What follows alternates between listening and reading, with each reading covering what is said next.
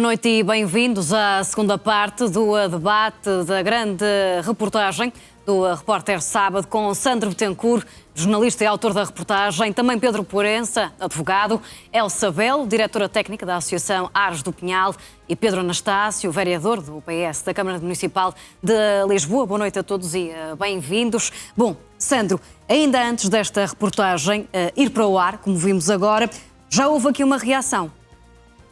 Já houve uma reação, mas eu não queria desperdiçar a oportunidade de enaltecer o trabalho do Miguel Conceição, o repórter de imagem, que me acompanhou neste trabalho sensível, não só pela coragem que teve partilhada comigo, como também pelo olhar que teve em relação a tudo aquilo que nós fomos observando.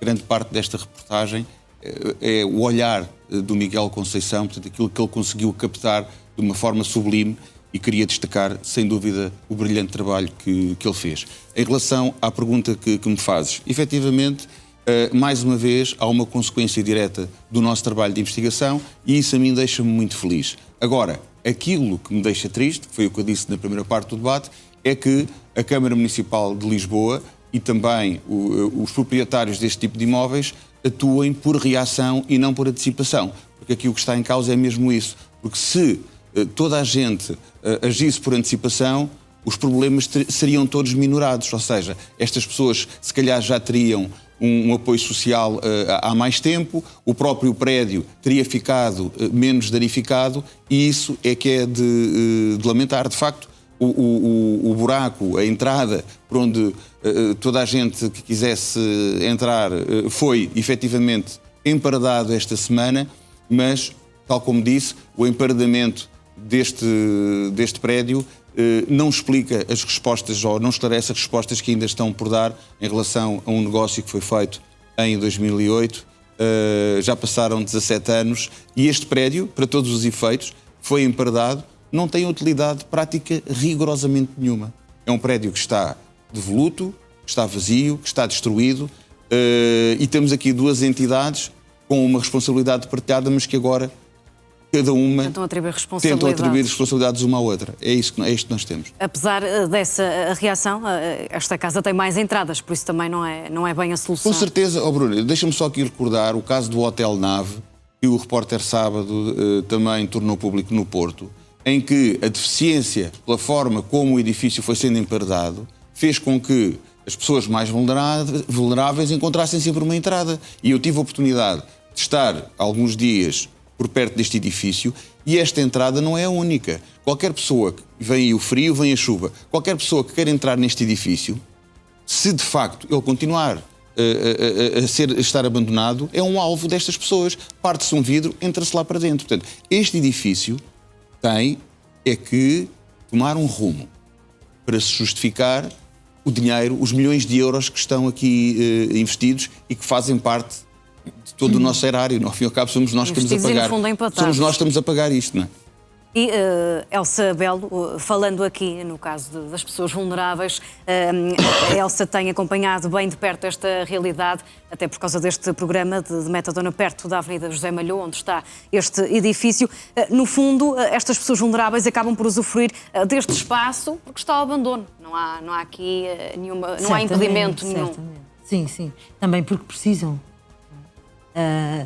Vão usando aquilo que são os espaços que estão abandonados e que não são vigiados também, não é? Porque se fosse alguma casa particular que pertencesse a um particular, naturalmente haveria outra vigilância sobre a casa.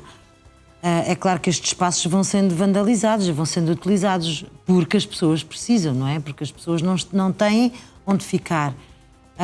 O trabalho que é feito pelas nossas equipas é sempre um trabalho de diagnóstico em relação à situação em que aquelas pessoas estão, individualmente, cada uma, como estão, onde dormem, o que comem, onde vão comer, onde fazem a higiene, que cuidados especiais de saúde necessitam.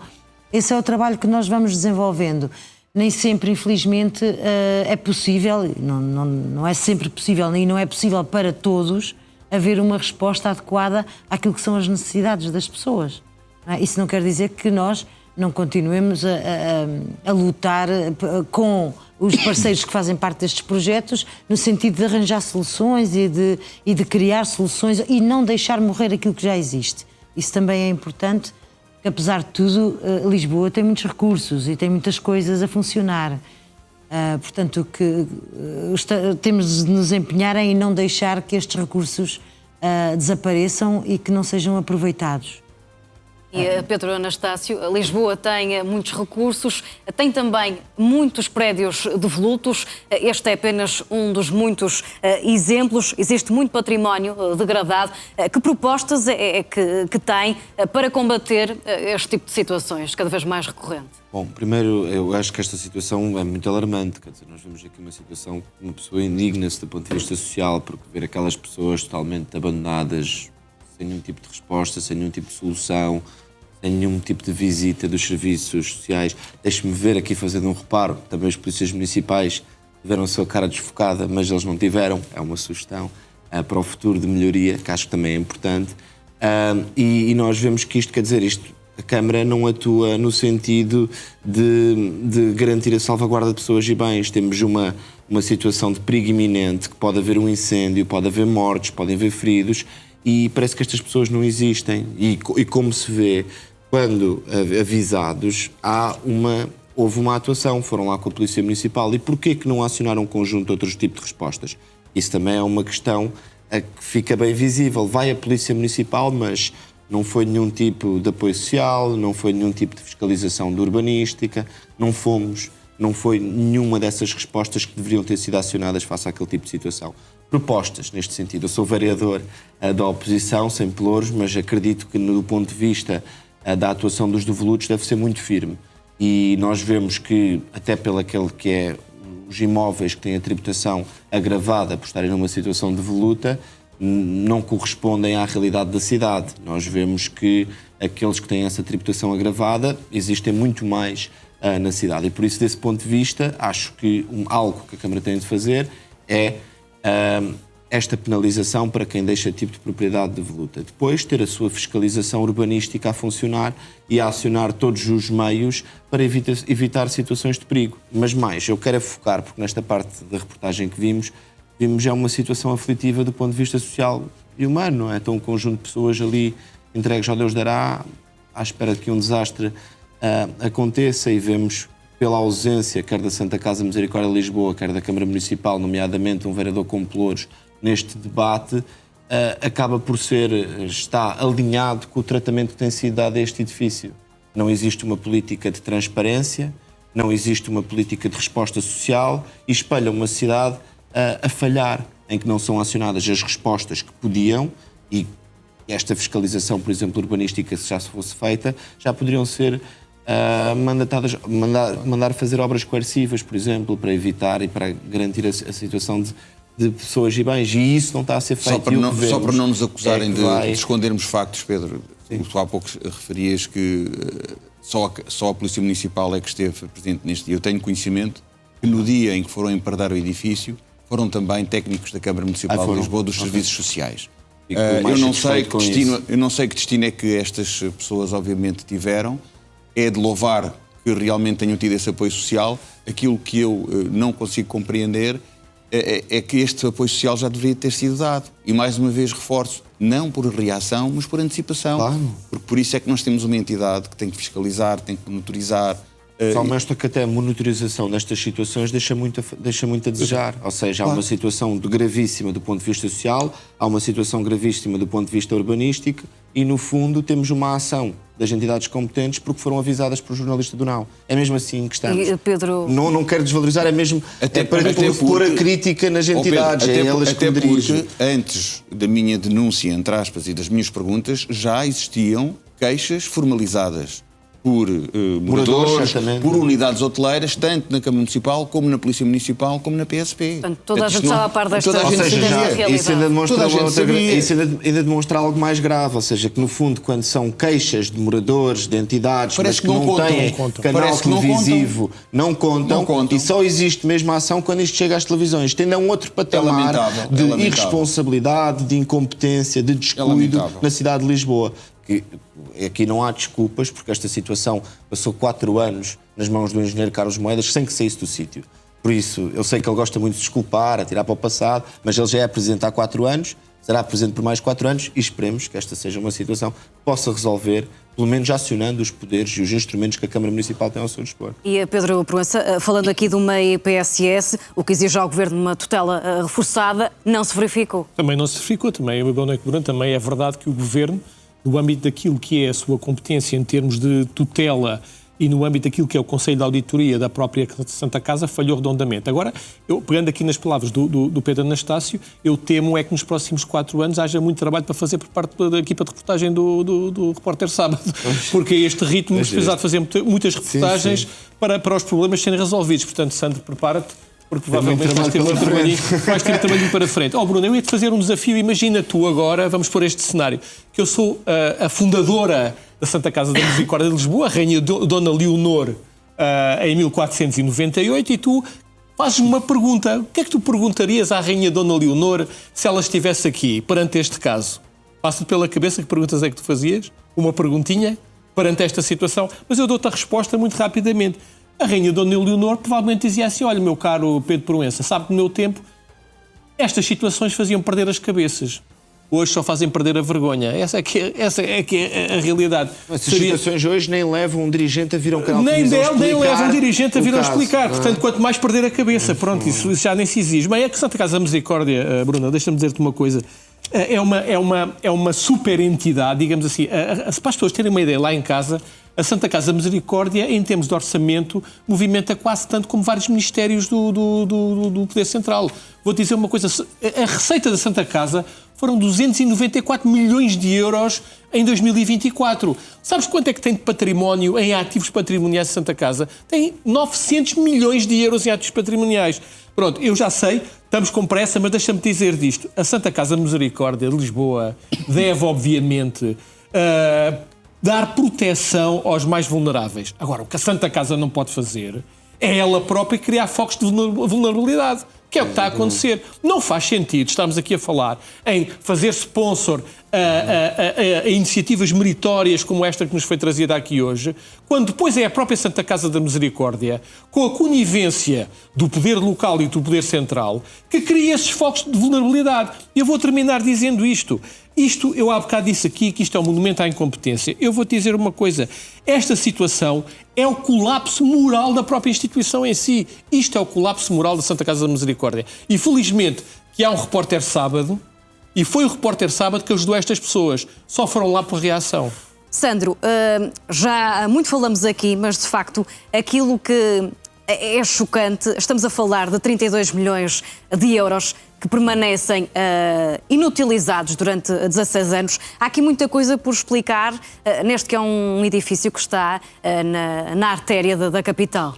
Claro, aliás, Bruno, este negócio é polémico desde que se iniciou, como tu disseste bem, o complexo de edifícios, porque são 3, foi comprado pela Santa Casa por 32 milhões de euros. 6 meses antes tinha sido comprado por Aprígio dos Santos por 18 milhões, portanto, desde logo este valor deixou toda a gente, na altura mesmo pessoas que faziam parte da Santa Casa da Misericórdia, atónitas com este tipo de negócio e também desconfiadas. E 17 anos depois, digam aquilo que quiserem dizer os responsáveis da Santa Casa neste momento, nada foi feito neste edifício em prol da Santa Casa e em prol dos desígnios desta instituição. Portanto, há um negócio que é feito por um valor astronómico, 32 milhões de euros, numa das principais avenidas, numa das principais ruas da cidade de Lisboa, e até ao momento nada de prático ali aconteceu. Portanto, é património que foi completamente deixado ao abandono. Nós não somos os primeiros a questionar a Santa Casa da Misericórdia de Lisboa sobre este negócio. Aliás, Pedro Santana Lopes, enquanto provedor da Santa Casa, ordenou um inquérito, não foram apurados ilícitos criminais, mas na altura também não foram dadas todas as respostas às perguntas que eu ainda aqui agora fiz. Por que razão é que a Santa Casa não ocupou o edifício até hoje? Que pareceres de avaliação é que foram feitos antes da compra para se gastar 32 milhões de euros? E porquê é que se abandona uma intenção tão férrea na altura de mudar para ali o departamento de jogos e, segundo sei, cerca de 500 pessoas? É um mistério que eu gostaria de ter aqui alguém da Santa Casa da Misericórdia que me explicasse. Está por explicar. Passaram 17 anos. E estes edifícios estão ali sem qualquer tipo de utilidade. Aliás, há um que vai ter, em princípio, que foi vendido em janeiro deste ano à Ordem dos Enfermeiros, será futuramente a Ordem dos Enfermeiros, mas neste momento está também ainda inativo, não está a funcionar. Mas o que é certo é que a Santa Casa, apesar de ter vendido esse edifício por 11 milhões de euros, já existe aqui uma desvalorização brutal deste património, que nunca vai ser recuperado, é impossível. Impossível. Estamos aqui a falar, de facto, de muitos anos e Pedro Anastácio referia há pouco a inércia por parte de Carlos Moedas, mas estamos aqui a falar de um assunto desde 2008, a altura que era Fernando Medina, na altura quem era o presidente da Câmara de Lisboa. O que é que fez também Medina? Fechou os olhos? Em 2008, Fernando Medina ainda não era presidente da Câmara. Na altura, em 2008, creio que António Costa tinha acabado de ganhar a Câmara, mais ou menos, nessa altura ainda. Mas ainda assim Medina depois acompanhou, não é? Sim, acaba por... Seja como for, é como digo, nós não sabemos quando é que está a utilização deste edifício nestas condições e com estas pessoas numa situação de total fragilidade e bastante danificado. Agora, o que é que nós sabemos? Sabemos sim, por isso é que eu evoquei Carlos Moedas, porque referiu aqui um contrato de 2021 e que 2021 até então nada aconteceu e depois temos este conjunto de pessoas lá. Nós antes não sabíamos qual era a utilização que o edifício estava a ter, independentemente de considerações que podíamos ter no negócio. Só acrescentar algo que eu assisto-me a alguma incompreensão das questões que levanta, como é que não foram respondidas nesse inquérito. Ou seja, também não percebo que são questões tão bastante lineares. Em 2011. Como é que num inquérito não foram abordadas? Essa é outra interrogação que também tenho. Mas, como dizia, nós não sabemos se o edifício estava danificado, se havia uma situação de perigo iminente, por isso também, isso fechar os olhos parece-me algo injusto. Agora sabemos sim, pelo menos desde 2021 havia este impasse do ponto de vista de um contrato, como o Pedro já aqui abordou, e que nada foi feito para resolver, e entretanto, Carlos Moedas era presidente e a situação de perigo iminente de pessoas e bens é ao longo de todo o seu mandato e que continua, e com potencial de se agravar. Por isso é que eu o situei. Não estou a tratar esta questão numa perspectiva política de partido A ou partido B. As responsabilidades são como são. Carlos Moedas foi eleito Presidente da Câmara, esta situação alonga-se e prolonga-se no tempo de 4 anos, não a resolveu e tudo parece agravar-se. E depois eu volto a frisar aquilo que já referi, que é esta parte da reportagem choca do ponto de vista sobretudo social, um conjunto de pessoas desprotegidas, sem nenhum tipo de apoio. Temos associações como a Aires do Pinhal que fazem um trabalho relevantíssimo na cidade. Nós precisamos de implementar uma política de redução de danos eficaz. Só conseguimos fazer isso com estas associações e se tivermos os meios da Câmara a funcionar eficazmente. E, infelizmente, aquilo que vemos é que não estão. Não estão do ponto de vista do urbanismo, não estão do ponto de vista do património e também não estão do ponto de vista da proteção civil, inclusive, e também não está nesta dimensão de apoio social e de combate à toxicodependência. Infelizmente, é uma reportagem que o que espelha é que falha tudo.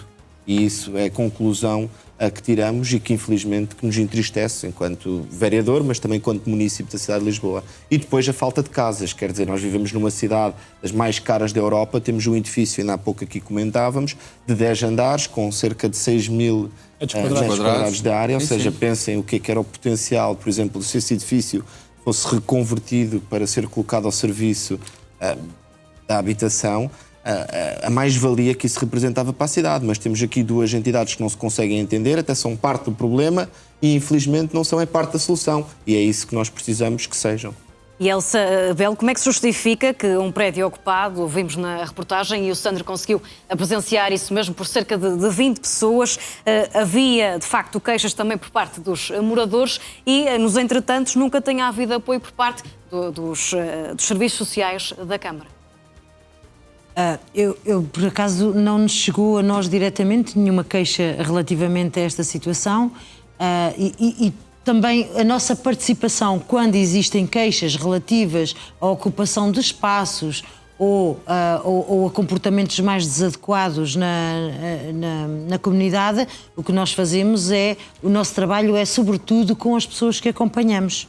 É com as pessoas que acompanhamos que tentamos desmobilizar de determinado comportamento ou determinada invasão, tentamos perceber que saídas temos para aquela pessoa. Esse é o nosso trabalho e é o nosso compromisso com as pessoas. Em relação à nossa relação com a Câmara Municipal de Lisboa, é uma relação bastante cordial. É claro que, como todas as relações, nomeadamente quando mete dinheiro, as situações às vezes são difíceis de desembrulhar e estamos realmente muito tempo às vezes sem ver cumpridos as obrigações da Câmara em relação àquilo que é o nosso trabalho no dia-a-dia. Contudo, todas estas situações são sempre referenciadas, quer à Câmara Municipal de Lisboa, quer às outras entidades que nos financiam, como ao Instituto para os Comportamentos Aditivos. Portanto, nós somos aqui só intermediários naquilo que são as pessoas e as entidades. Bem. E Pedro Proença, rapidamente, para terminar, 30 segundos, qual é que é juridicamente o caminho mais rápido para reverter este abandono? Bem, o caminho mais rápido para reverter este abandono passará sempre um acordo, como é óbvio. Não vamos entrar aqui sequer em pensar que este litígio segue para tribunal e estamos aqui mais 20 anos para resolver isto. Muito rapidamente, relativamente àquilo que eu disse há pouco, do colapso moral da instituição. Para as pessoas perceberem lá em casa o seguinte: este edifício é vendido em 2008 por um senhor chamado Aprígio Santos, à Santa Casa Misericórdia de Lisboa. Aprígio Santos, que pouco tempo depois, 4 anos depois, acaba por ter uma dívida comprada, uma dívida pessoal comprada pelo próprio Estado, de 130 milhões de euros, integrada na Parvaloren. Um senhor que chegou a dever 600 milhões de euros, foi acusado e condenado por abuso de confiança fiscal a 2 anos suspensa por um rombo de quase 1 milhão de euros nas finanças, e é precisamente este senhor que consegue em 6 meses duplicar o valor de venda do edifício. Só para terminar uma coisa, esta foi a estratégia de expansão da Santa Casa Misericórdia, foi a estratégia de expansão mais cara do planeta Terra por metro quadrado da história de todo o planeta Terra. E devo dizer o seguinte: a estratégia de expansão foi, afinal, uma estratégia de rombo na instituição. Muito bem. Meus senhores, obrigada a todos Obrigada pela também. participação neste Obrigada. debate do Repórter Sábado.